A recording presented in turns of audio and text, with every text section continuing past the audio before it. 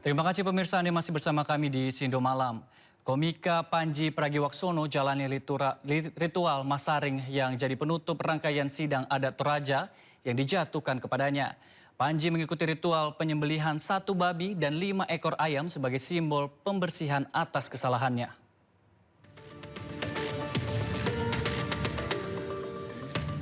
Komika Panji Pragiwaksono mengikuti puncak ritual adat di Tongkonat, Layu Kairo, Kabupaten Tanah Toraja, Sulawesi Selatan. Ritual adat ini adalah bagian dari sanksi adat yang dikenakan kepada Panji buntut penghinaan adat dan budaya suku Toraja. Panji mengikuti ritual adat menyembelih 1 ekor babi dan 5 ayam. Ia didampingi ketua aman dan para perwakilan dari 32 wilayah adat se-Toraja. Ya, saya tadi kan memahaminya bahwa ini adalah yang dilakukan untuk menghasilkan keharmonisan kembali. Saya baru pertama kali mengalami proses seperti ini dan sangat spesial buat saya, sangat indah menurut saya, sangat spesial. Ini saya nggak akan pernah ngalamin sesuatu seperti ini lagi sih. Jadi pengalaman yang menyenangkan.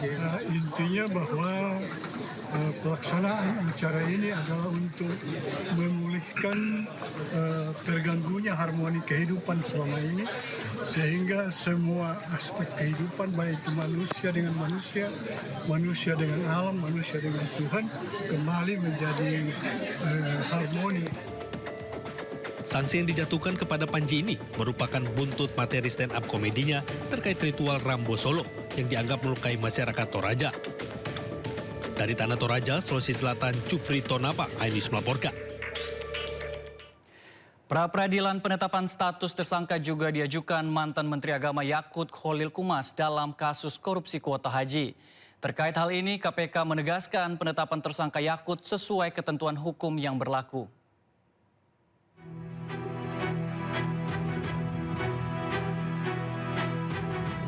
Komisi Pemberantasan Korupsi merespon pra-peradilan yang diajukan mantan Menteri Agama Yakut Kholil Kumas terkait status tersangka dalam kasus dugaan korupsi kuota haji 2024. Juru bicara KPK Budi Prasetyo mengatakan pihaknya menghormati lantaran pra-peradilan tersebut merupakan bagian dari proses hukum pidana.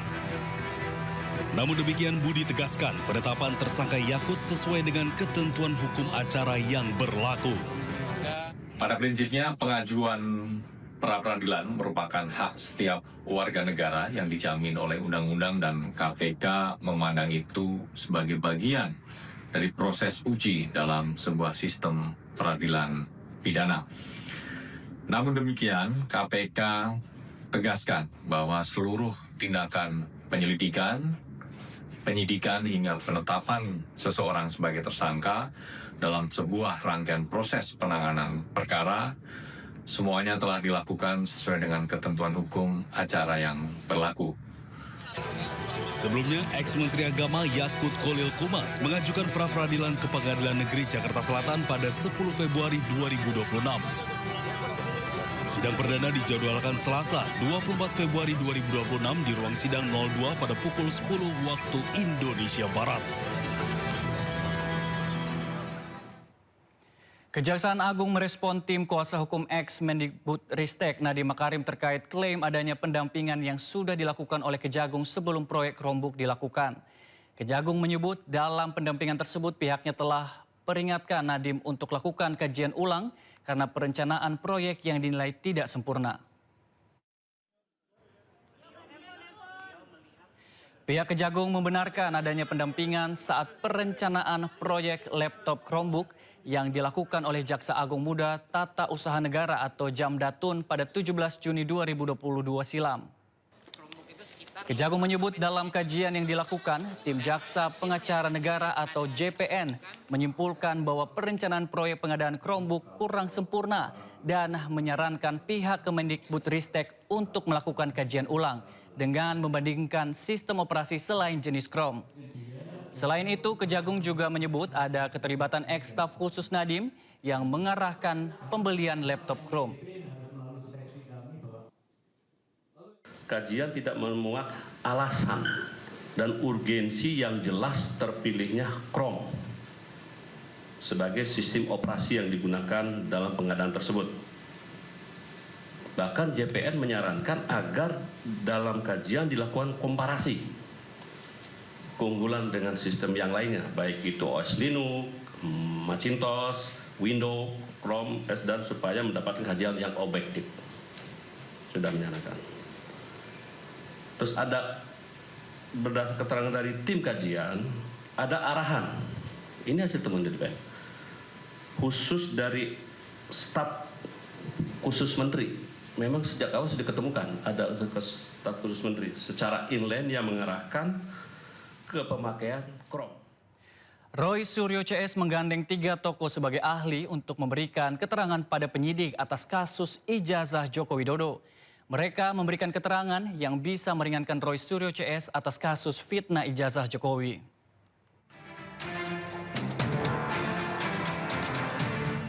Kubu Roy Suryo CS menghadirkan 3 tokoh sebagai ahli untuk memberikan keterangan yang meringankan terhadap kasus ijazah Jokowi. Tokoh yang dihadirkan adalah Din Syamsuddin, Komjen Purnawirawan Ugroseno, dan peneliti senior Muhammad Sobari. Din Syamsuddin mengatakan penetapan tersangka pada Roy, Rismond, dan Tifa tidak sesuai dengan etika moral. Ketersangkaan itu atau penersangkaan itu tidak sesuai dengan nilai-nilai etika moral maupun hukum dan politik yang saya pahami. Alasannya adalah Dr. Tifauzia Tiasuma dan kawan-kawannya mengajukan gugatan tuduhan atas pemalsuan ijazah oleh Joko Widodo. Menurut pendapat saya, itu adalah hak konstitusional sebagai seorang warga negara yang dijamin oleh konstitusi. Hal senada juga disampaikan oleh mantan Wakapolri Komjen Ugroseno. Ia mengatakan pasal-pasal yang digunakan oleh penyidik Polda Metro Jaya tidak tepat. Jadi sesuai dengan pasal 1 asas-asas legalitas ya, KUHP, dan pasal 2 KUHP yang baru ya, bahwa perbuatan pidana apa secara eksplisit yang dinyatakan sebagai pencemaran nama baik atau fitnah itu tidak pernah dijelaskan ya. Hanya merasa dinyatakan dihina sehina-hinai dan direndahkan serendah-rendahnya seperti itu ya. Jadi saya katakan bahwa laporan dugaan peristiwa tidak pidana itu tidak jelas. Sementara itu peneliti senior Muhammad Sobari mengatakan pasal yang dikenakan pada Roy Suryo CS adalah pasal kebatilan. 3 tokoh kita ini bukan orang-orang semacam itu. Mereka dalam perjuangan dunia ilmiah, kalau ada risiko hadapi, kenapa takut risiko? Nah, beliau semuanya orang yang bekerja di wilayah bebas aturan-aturan hukum tadi itu, namun dipanggil. Ada pasal-pasal yang dipakai untuk menuduhkan, itu pasal kebatilan. Pasal-pasal yang dipakai untuk menuduh itu tidak punya dasar karena tidak ada aturannya. Sebelumnya berkas perkara Roy Suryo CS dikembalikan oleh Kejaksaan karena dinilai belum lengkap. Pemeriksaan saksi dan ahli kali ini untuk melengkapi berkas perkara mereka sebelum dikirimkan kembali ke Kejaksaan. Dari Jakarta, tim Liputan iNews melaporkan. Presiden ke-7 Republik Indonesia Joko Widodo mendatangi Polresta Solo untuk berikan keterangan ke penyidik Polda Metro Jaya dalam kasus tudingan ijazah palsu. Jokowi tiba di Mapolresta Solo pada Rabu sore dan disambut oleh Kapolresta Solo Kombes Catur Cahyono Wibowo. Kedatangan Jokowi untuk berikan keterangan tambahan dalam kasus dugaan pencemaran nama baik terkait tudingan ijazah palsu yang dilaporkan ke Polda Metro Jaya. Sebelumnya, Kejaksaan kembalikan berkas perkara kasus ijazah ke Polda Metro Jaya dengan 3 tersangka, yakni Roy Suryo, Rismond Sianipar, dan Tifauzia Kusuma.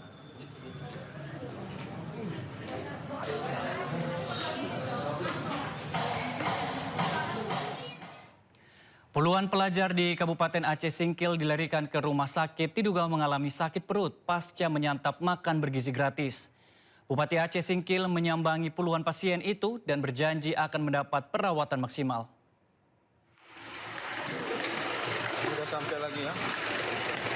Setidaknya sebanyak 33 pelajar dari berbagai sekolah di Kabupaten Aceh Singkil harus dilarikan ke Rumah Sakit Umum Daerah Aceh Singkil. Para pelajar itu mengalami mual, pusing, dan sakit perut beberapa jam pasca menyantap menu makanan bergizi gratis atau MBG. Puluhan pelajar itu berasal dari sekolah yang berbeda, mulai dari sekolah dasar hingga SMA. Namun MBG yang mereka santap berasal dari dapur MBG yang sama. Mual-mual tapi nggak bisa muntah. Mulai dari pulang sekolah, cuman tambah lama, tambah pening, tambah lemas dia. Bupati Aceh Singkil Safriadi Oyon kemudian menyambangi para pasien itu guna melakukan pemantauan. Safriadi juga berjanji seluruh pasien yang merupakan pelajar itu akan mendapatkan perawatan yang maksimal. Usaha melayani bagaimana supaya malam ini bisa sembuh, dan juga besok akan kita cek ya makanannya itu apa penyebabnya. Menyebabkan mereka ini sampai sakit perut, pusing-pusing. Hingga kini petugas masih menunggu data autentik apakah penyebab peristiwa dari menu MBG atau ada penyebab lainnya. Atas kejadian ini, pemerintah Kabupaten Aceh Singkil akan membentuk tim guna melakukan pengecekan dan pemantauan terhadap dapur MBG yang ada. Dari Aceh Singkil, Suparman Munte, iNews melaporkan. 25 siswa SD negeri di Waru, Penajem, Pasar Utara, Kalimantan Timur diduga mengalami keracunan makanan usai mengkonsumsi hidangan program makan bergizi gratis. Sementara di Kabupaten Dharma Masraya, Sumatera Barat, 221 orang yang mengalami gejala keracunan usai menyantap MBG.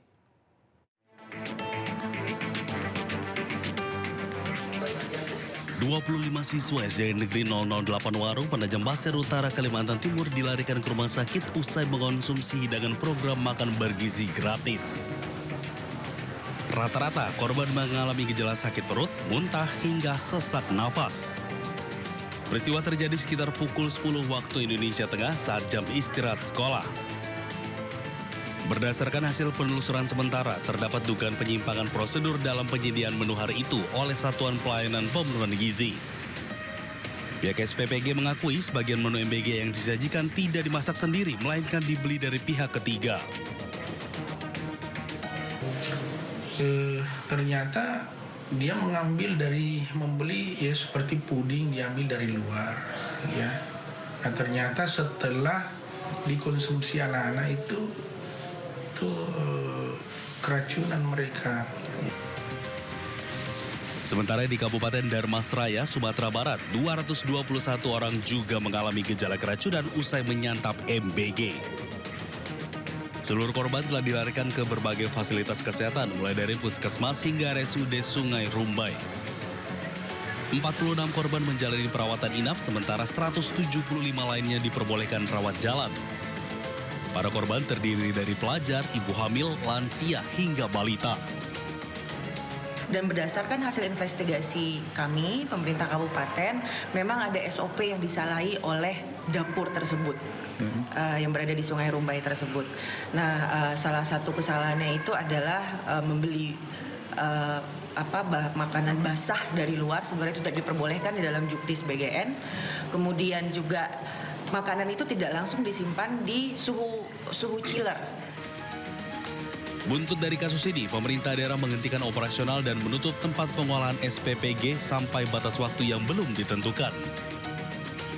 Dari Kabupaten Penajam Pasir Utara, Kalimantan Timur, dan Kabupaten Dharmasraya, Sumatera Barat, Tim Liputan iNews melaporkan. Polemik status kepesertaan BPJS Kesehatan yang tiba-tiba nonaktif picu gelombang protes di masyarakat. Pemerintah dan BPJS Kesehatan pun pastikan 120.000 peserta BPJS kurang mampu dan idap penyakit kronis atau katastropik akan dapat reaktivasi otomatis.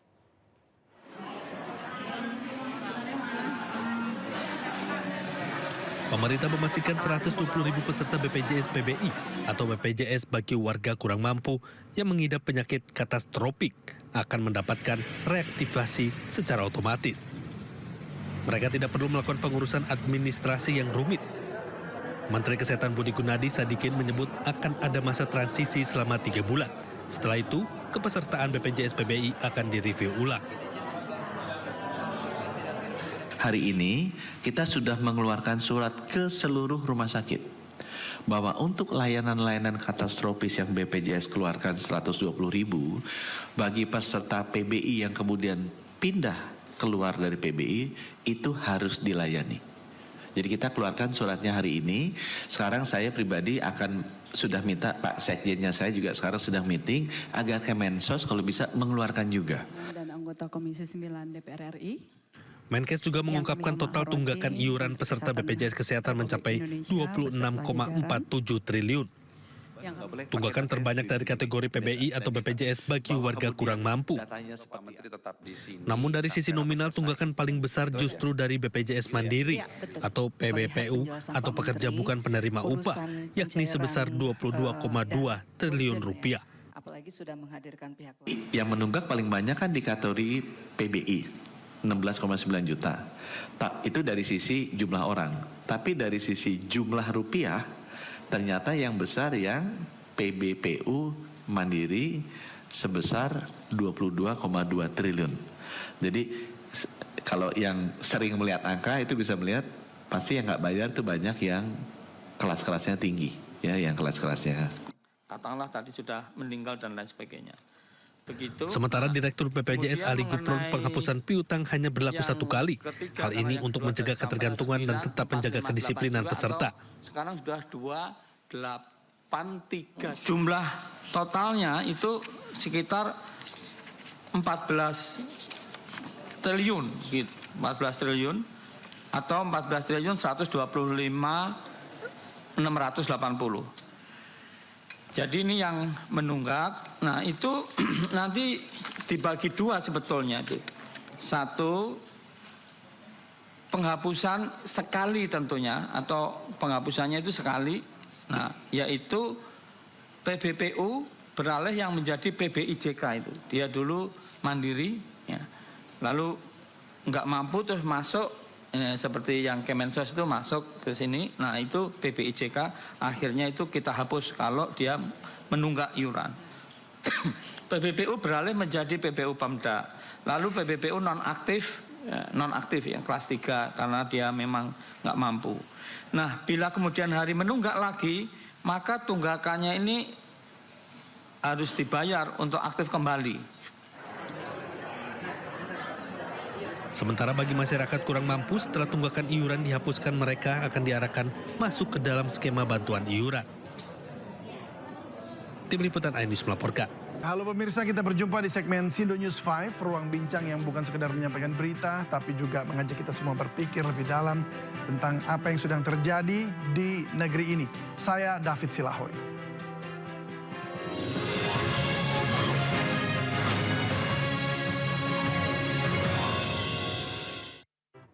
Ya, pemirsa, di Jawa Tengah, Presiden ke-7 Republik Indonesia Joko Widodo mendatangi Polresta Solo. Jokowi datang untuk memberikan keterangan kepada tim penyidik Polda Metro Jaya dalam kasus tudingan ijazah palsu.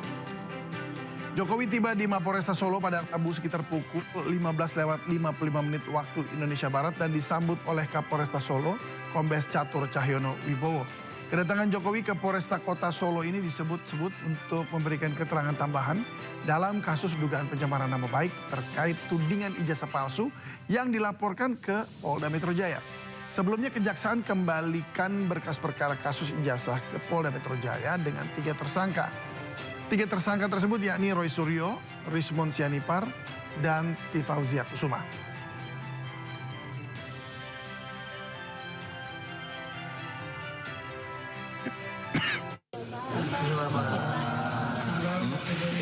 Tadi pemeriksaannya soal apa Pak? Ya ada pemeriksaan tambahan, tapi untuk keterangan dan penjelasan biar penasihat hukum yang nanti menjelaskan secara rinci. Ya. TNI Angkatan Darat menggelar rapat pimpinan TNI Angkatan Darat tahun anggaran 2026 dengan fokus penguatan program pemerintah dan sinergi nasional guna mendukung pembangunan dan juga tugas pertahanan negara. Rapim TNI Angkatan Darat dipimpin langsung oleh Kepala Staf Angkatan Darat, Jenderal TNI Maruli Simanjuntak. Dalam sambutannya, Kasat menegaskan bahwa Rapim TNI Angkatan Darat merupakan forum strategis untuk menyamakan persepsi, mengevaluasi kinerja, serta merumuskan arah kebijakan yang selaras dengan prioritas pemerintah. Kasat menekankan pentingnya sinergi, disiplin, dan inovasi seluruh jajaran TNI Angkatan Darat guna meningkatkan profesionalitas prajurit serta memastikan kontribusi nyata TNI Angkatan Darat dalam mendukung stabilitas nasional dan kesejahteraan masyarakat. Jenderal Maruli Simanjuntak juga menyampaikan apresiasi Presiden kepada TNI Angkatan Darat atas pelaksanaan berbagai program unggulan yang dinilai sejalan dengan kebijakan nasional. Pasukan BOP itu Pak ke... Ya itu kan masih terus berjalan ya. Jadi kan kami menunggu dari hasil koordinasi ke yang mengkoordinir di Gaza. Nanti ke Mabes TNI nanti ke Mabesat memerlukan personil yang berkarakter apa. Nanti kami siapkan, gitu. Tapi persiapannya sudah jalan, sudah mulai berlatih orang-orang yang kemungkinan kan kita nanti kan jadi perdamaian. Jadi berarti si jenis, kesehatan, yang seperti itu kami siapkan. Jumlah personilnya spesifik akan di Gaza ya Pak, bukan di Lebanon atau lain-lain? Ya saya belum terlalu ini ya, lebih baik bertanya ke Mabes TNI biar lebih jelas. Kalau kami hanya penyiapan pasukannya saja. Jumlahnya berapa berarti, kira-kira? Ya bisa satu brigade 5.000, 8.000 mungkin. Tapi masih bernego semua, belum pasti. Jadi belum ada kepastian angka sampai sekarang. Gitu. Tapi tahun ini pelibatan TNI dalam... Ya belum bisa saya pastikan karena saya tidak ikut itu. Saya bagian penyiapan. Ya. Oke. Pelibatan TNI dalam pemberantasan terorisme itu seperti apa? Apakah disampaikan oleh pemerintah? Itu biar saja nanti dari Mabes TNI ya. Mabes TNI dari Kemhan biar. Kalau kami kan masih pembinaan Angkatan Darat. Jadi kita tidak mengikuti detail apa yang didiskusikan tentang itu. Tapi kalau Bapak melihat gimana Pak, ini kan di... Kapolri Jenderal Listio Sigit Prabowo menghadiri pertemuan Konfederasi Buruh se-Asia Tenggara atau ASEAN Trade Union Council. Kehadiran Kapolri menjadi perhatian setelah Das Ketenagakerjaan Polri mendapat apresiasi dari buruh ASEAN. Das Ketenagakerjaan Polri dinilai memberikan mekanisme penanganan hubungan industrial yang cepat dan terstruktur. Sejumlah konfederasi buruh ASEAN menyatakan keinginan untuk belajar dari Polri terkait kinerja Das Ketenagakerjaan. Sejak dibentuk, Das Ketenagakerjaan Polri telah menangani berbagai permasalahan hubungan industrial dengan lebih dari 144 kasus berhasil diselesaikan. Pembentukan Satuan Kerja Khusus Ketenagakerjaan oleh Polri disebut menjadi yang pertama di dunia. Perlindungan untuk buruh wanita pertamanya karena permasalahan-permasalahan yang sering terjadi di wilayah industri dialami oleh buruh wanita. Jadi banyak hal dan tentunya ini menjadi PR kita ke depan untuk terus memperkuat Des Ketenagakerjaan yang ada di Mabes, di Polda, ataupun di Polres-Polres yang memiliki wilayah industri. Sehingga kita bisa memberikan pelayanan terbaik kepada teman-teman buruh. Saya kira itu. Seluruh teman-teman Asia Tenggara menyampaikan hormat dan respect kepada Bapak Kapolri yang juga Ketua Dewan Penasihat KSPSI dengan dibentuknya Desk Tenaga Kerja. Sudah 144 kasus tenaga kerja bisa diselesaikan dengan cepat dan sangat dirasakan manfaatnya oleh buruh Indonesia. Kita beralih ke informasi ekonomi. Seperti sudah tradisi jelang Ramadan, harga cabai rawit melonjak naik. Di Bandung, Jawa Barat, cabai rawit merah dibanderol Rp100.000 per kilogram. Sementara di Aceh, harga daging sapi melesat di angka Rp150.000 per kilogram. Mendekati Hari Raya Imlek dan bulan Ramadan, sejumlah kebutuhan dapur di Pasar Kosambi, Bandung, Jawa Barat naik harganya. Salah satunya cabai rawit yang saat ini tembus di angka Rp100.000 per kilo atau naik 2 kali lipat dari harga normal. Sementara untuk harga cabai keriting merah dan hijau mencapai Rp60.000 dari harga normal Rp40.000 per kilogram. Nah, hal serupa juga terjadi pada bawang merah, pemirsa. Dari awalnya 30, kini menjadi Rp50.000 per kilogram. Sementara harga daging sapi di sejumlah pasar pusat kota Banda Aceh juga meroket hingga mencapai Rp150.000 per kilogram. Ini merupakan harga tertinggi yang dijual pedagang. Para pedagang mengaku Kenaikan harga daging sapi terjadi karena meningkatnya permintaan masyarakat. Kenaikan harga jual daging sapi di Aceh diprediksi masih akan terus merangkak naik dan bisa menembus angka Rp200.000 per kilogram hingga 1 hari sebelum puasa.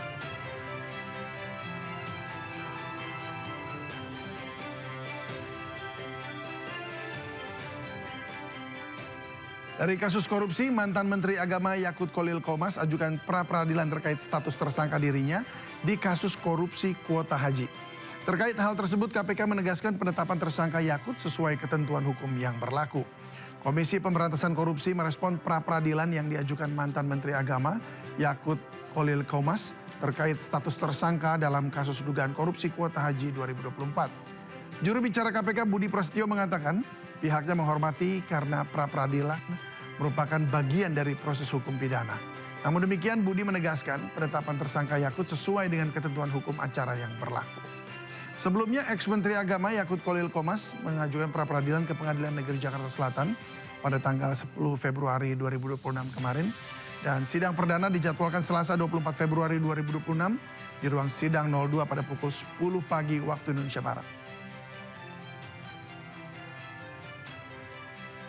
Pada prinsipnya pengajuan pra-peradilan merupakan hak setiap warga negara yang dijamin oleh undang-undang dan KPK memandang itu sebagai bagian dari proses uji dalam sebuah sistem peradilan pidana.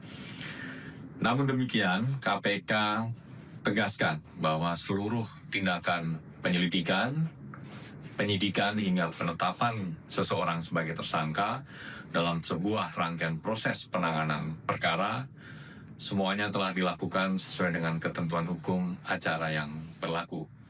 Di balik setiap kebijakan ada konsekuensi dan di balik setiap headline ada harapan publik yang tidak boleh diabaikan. Dan kalau hari ini kita belajar itu adalah kekuasaan bisa dibongkar, kebijakan bisa ditantang dan suara ini kalau cukup lantang bisa mengubah arah. Saya David Silahoy. Sampai jumpa.